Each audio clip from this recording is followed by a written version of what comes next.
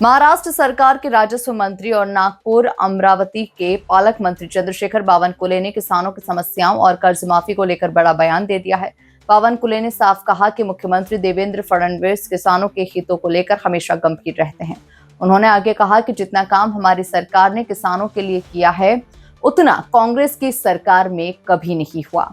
हम किसानों के जीवन में सुधार लाने के लिए निरंतर काम कर रहे हैं और इसी के साथ ही बावनकुले ने बैंकों को चेतावनी भी दी है कि किसानों से कर्ज की वसूली या दबाव डालने जैसी हरकतें बर्दाश्त नहीं की जाएगी।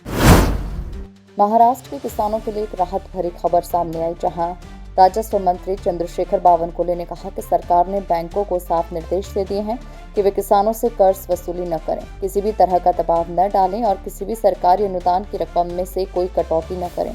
अगर कोई बैंक किसानों को परेशान करती है तो उसकी शिकायत सीधे सरकार तक पहुंचाई जाए, सरकार उस पर सख्त कार्रवाई करेगी। बावनकुले ने आगे कहा कि इस साल महाराष्ट्र के किसानों को भारी बारिश और बाढ़ की वजह से बहुत नुकसान झेलना पड़ा।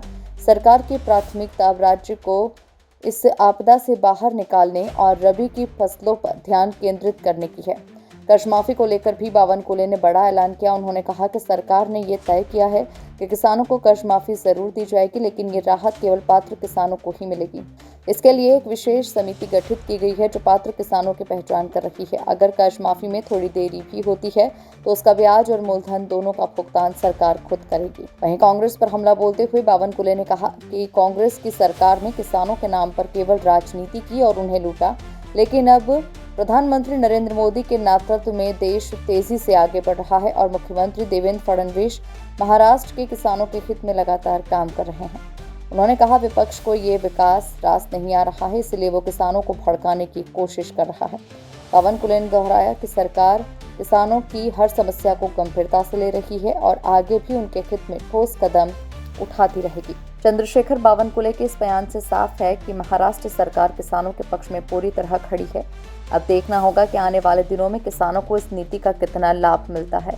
अगर आप भी किसानों से जुड़ी हर बड़ी खबर सबसे पहले देखना चाहते हैं तो चैनल को सब्सक्राइब करें और बेल आइकन जरूर दबाएं। आप देख रहे हैं खबर 24 एक्सप्रेस, नई सोच नया भारत।